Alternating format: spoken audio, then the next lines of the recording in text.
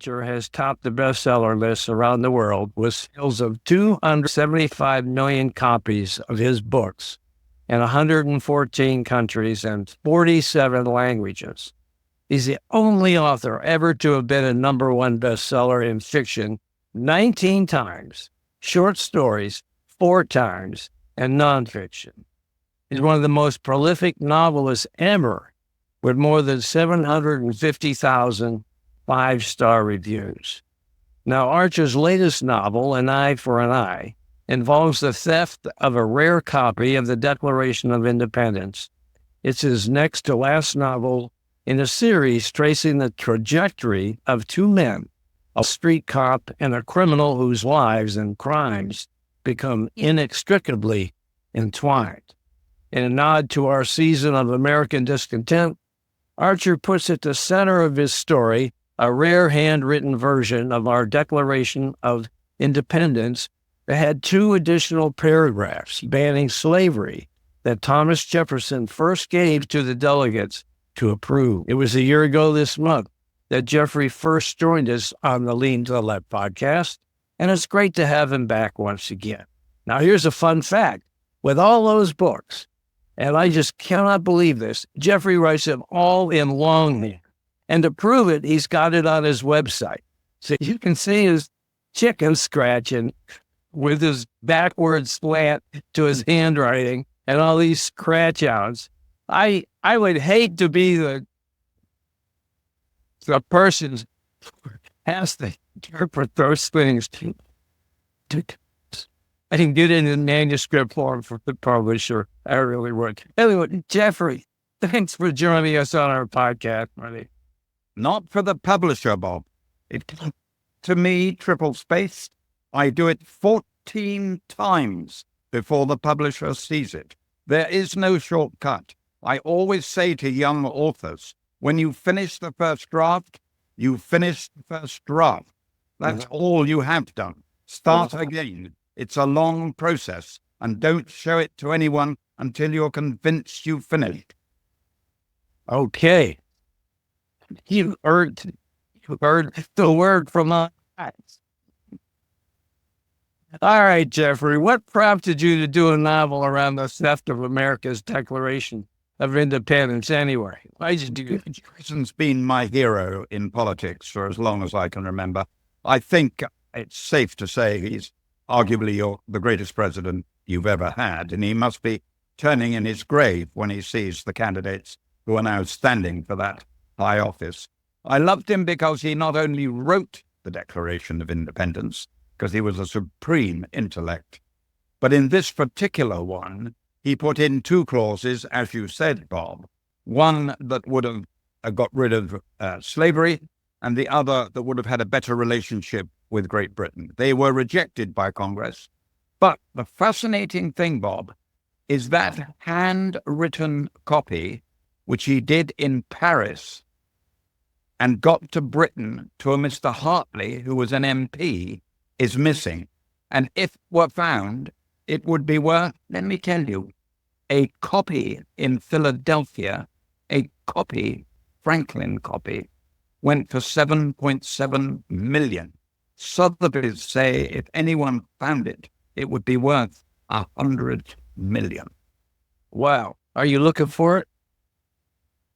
Everyone is. All right. Now, as you said, there's only 4 copies. What would have been the impact? First of all, why was it that Congress rejected that? Only by 1 vote, Bob.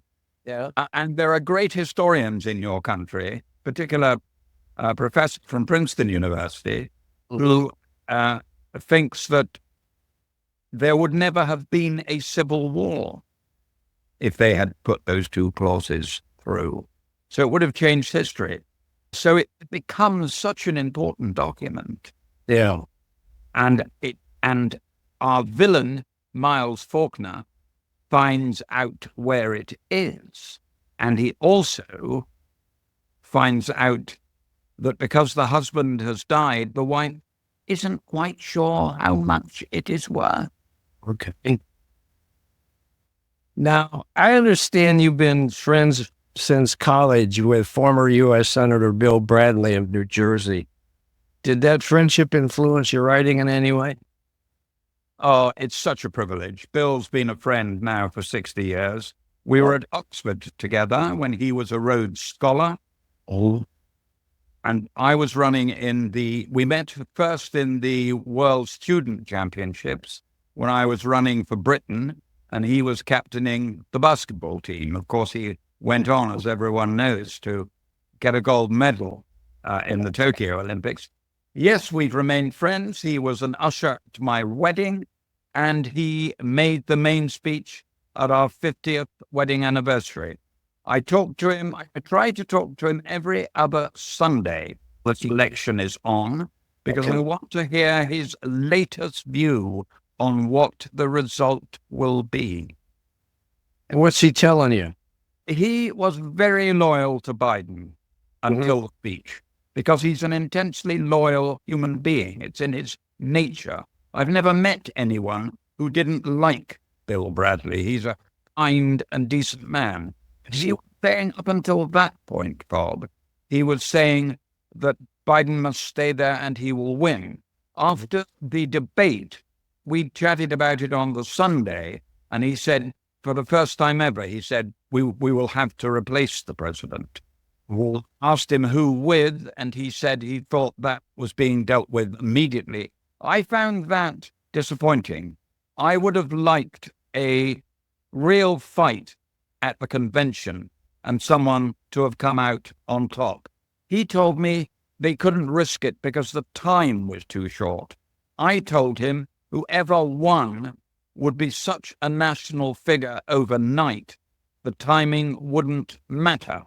But your people disagreed with me and appointed your vice president as the candidate, which is fine. And she will now face him on November the 5th. And I'm much looking forward to seeing how that comes out. Okay, that's a great answer, but you didn't answer my question. Yeah, you didn't tell me. You didn't tell me if your relationship with him influenced any of your books. Oh, I apologize. I listen, Bob, to a lot of interesting people. So if you see America in my books at times, you can be sure I've chatted to Bill, and our friendship is now 60 years old, and he's also introduced me to some amazing people in your country. So the answer is yes. Okay, great. Thank you. Now, before we get into your books, which I do want to talk about, I'd like to have your thoughts about the current political situation here in the United States. What's your take right now on what's going on? We in England find it very hard to understand how he ever became the candidate. It's beyond us.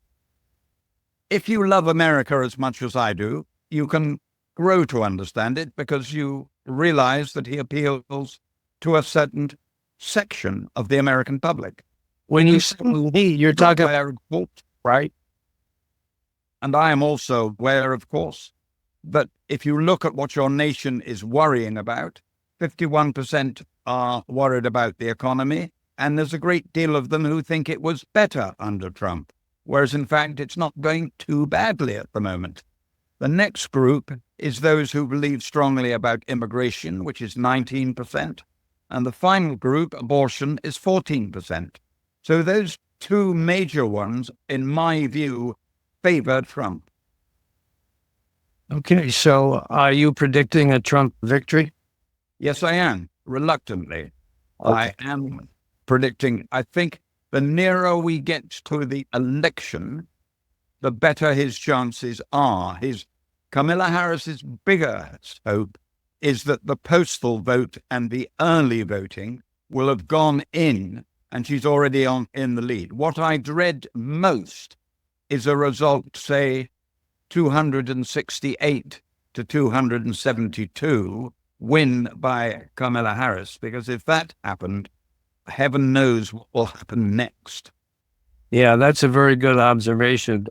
And it's scary, too, to think about that, especially since Trump has been talking increasingly about how he would use the military against his opponents. The other day, describing them as the enemy within, What was your reaction to that? Horrified. I've long believed in democracy. If you're beaten and you get on with the job, you go into opposition and you try to win next time. In fact, great American tradition is for the loser to ring up the winner, congratulate them, and stand aside. That is the sort of manners Mr. Romney had, and one took for granted. And Mr. McCann had, Senator Romney and Senator McCann, two men I greatly admired, not least because they knew how to behave when they had lost. It's true. Now, do you believe there's a serious threat to American democracy if Trump wins the election? Is the Constitution in jeopardy? That's two questions. The first one is close. Yes, I do think there's a jeopardy of some outbreak to show how they still support Trump. I would hope for the impossible, that Kamala Harris wins easily. People forget in your country that Mrs. Clinton beat Trump by 3 million votes. President Biden beat Trump by 7 million votes. And still he had the nerve to call it close, or worse, to claim he'd actually won it. So I think the best thing that could happen for America is for Kamala Harris to win so easily, nobody is discussing it. That would be really great.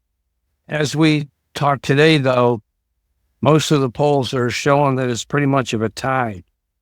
So we're going down to the wire. And for those of us who are opponents of Donald Trump, it's nerve-wracking. It's those 7 states, Bob, that matter, not least Wisconsin, Georgia, and Nevada. They will be very important in finally deciding. And I noticed in my morning paper that Kamala Harris leads in 4 of them, but is in behind in 3 of them. So you're quite right. It couldn't be much tighter. Yeah. All right. Now, your work includes 28 fiction books, 7 short story collections that comprise 95 stories, 3 prison diaries, 3 plays, and 3 children's books. And they're all managed by the Jeffrey Archer Company, which deals with all TV and film interests related to your books. Tell me about all of that. That's just an incredible thing that you got going. There are 5 of my books currently in what I would call production. But my son, who's in the theater world, says, don't start celebrating, Dad, until you're eating the popcorn. But Sony are going to do, I hope, a remake of Cain and Abel. And we've got 4 other companies wanting to do two of my series and 2 of the individual books. At the age of 84, I am not holding my breath. So, so this Jeffrey Archer Company, are you functioning like a CEO and bossing a bunch of people around or what?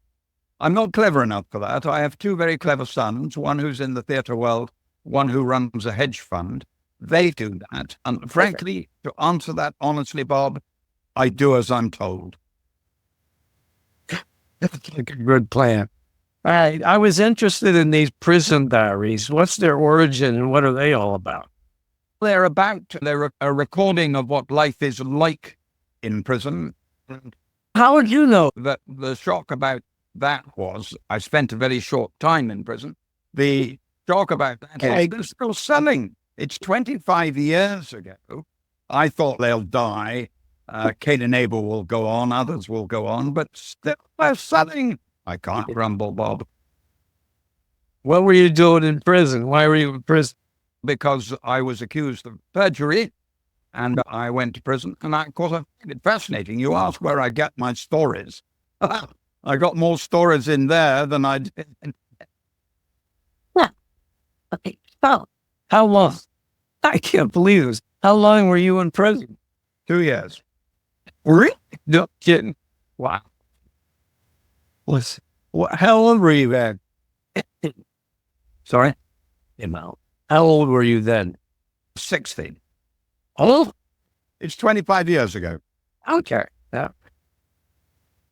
All right. Now, okay, so I'm talking to our next con here, man. This is something else. You're also an art collector. Tell me about that. Trader's Gate, one of your books, trades on that experience, right? Yes, I love art and have been collecting now for 60 years. I buy a new painting with every book that comes out and a new sculpture with every book that comes out. It's been a real hobby for many years. I'm not a seller. I'm only a buyer, so you'll see a picture behind me. Or the room is full of paintings and sculptures because it's been a lifelong hobby. Exactly what picture is that behind you? Shall I just move the screen so you can see it? Yes. It's of the House of Commons by Albert Goodwin, who's a Turner-esque painter. It's a beautiful painting. I purchased it 30 years ago. I love it dearly. And if you're ever over here, Bob, I'll take you slowly round the house and you can see them all. Oh, I love that. Wow. That's amazing. All right, let's see here. Oh, yeah, you were a member of the House of Lords. And what was that experience like? I still am a member of the House of Lords. It's a tremendous experience. I've been a member for 32 years. I was, of course, in the lower house, in the House of Commons, and then I continued to serve Margaret Thatcher and John Major, and was made a member of the House of Lords, where I've been for over 30 years. It's still of an experience. It's a very great privilege to serve in any capacity in either house. I love politics. It's the love of my life. I actually wish it partly explains my love of American politics. Because I find your country so fascinating. You have a situation where it always goes down. If it goes down to the wire, it's always the same 7 states. A vote in California is irrelevant. A vote in New York is irrelevant. A vote in Texas is irrelevant. But a vote in Georgia can decide who the president is. I know, that's amazing. The Electoral College really needs to go. That's just a horrible thing, I think. I'm with you, in South Carolina, and I will vote no matter what. But I also know that really South Carolina's electoral votes are going to go to Donald Trump. Correct. Why with my help, but they will. No, but they still will. You're quite right.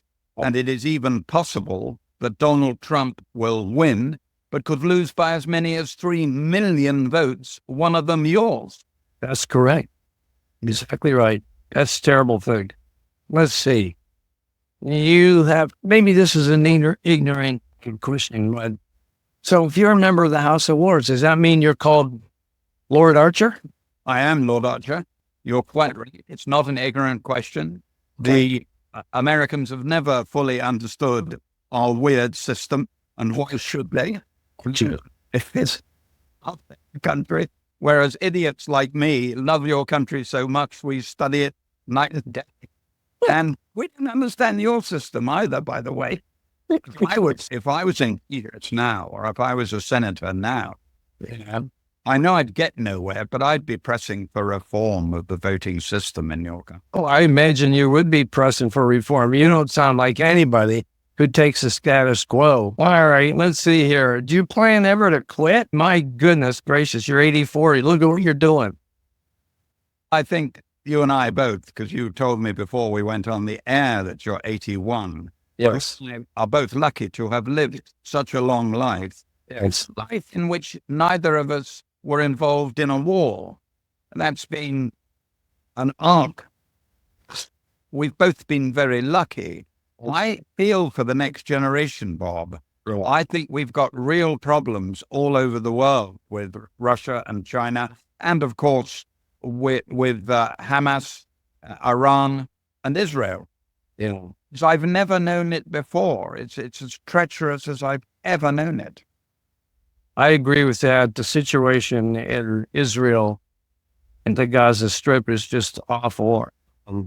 And we can't forget about Ukraine and Russia's attack on Ukraine.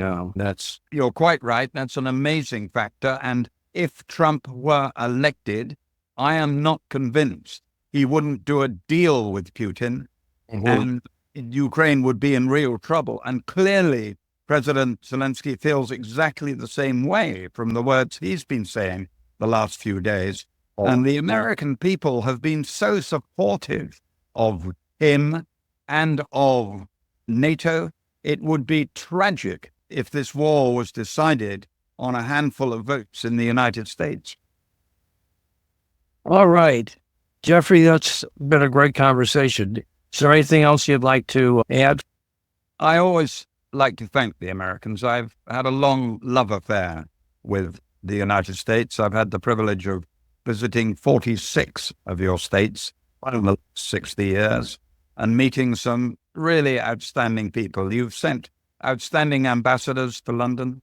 You've sent outstanding politicians and civil servants, and we're always grateful for that. And I want you to know, when they talk about the special relationship, the British have an affection for America second to no other country on earth. All right. Thank you very much, Jeffrey Archer. I appreciate you being with us on our podcast today. It's been a joy talking with you as always, and I'd love to have you back again anytime. Thank you very much indeed, Bob.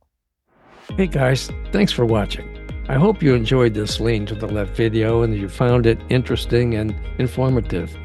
Please visit on a regular basis and check out our interviews with guests on topics that focus on progressive politics and the important social issues of our time. Now, our interview shows stream on Mondays with special episodes on Thursdays. And you can check out upcoming shows, guests, and topics at podcast.leantotheleft.net. Subscribe to our audio version there and to our video shows here at YouTube. And follow us on social media. Facebook at Bob Gaddy and the Lean to the Left podcast. Now that's two. Bob Gaddy is one Facebook page, and the Lean to the Left podcast is a second Facebook page. Twitter at Lean to the Left 1, Instagram at Lean to the Left 1, TikTok at Lean to the Left, LinkedIn at Bob Gaddy, and YouTube at Lean to the Left. Now, I hope you'll support Lean to the Left as well so we can keep things going. Just click on the Donate tab at the top of the leantotheleft.net homepage and contribute by buying me a cup of coffee. That'll really help and would be much, much, much appreciated. Now, this is Bob Gaddy signing off for Lean to the Left. Thanks for sharing your time with us.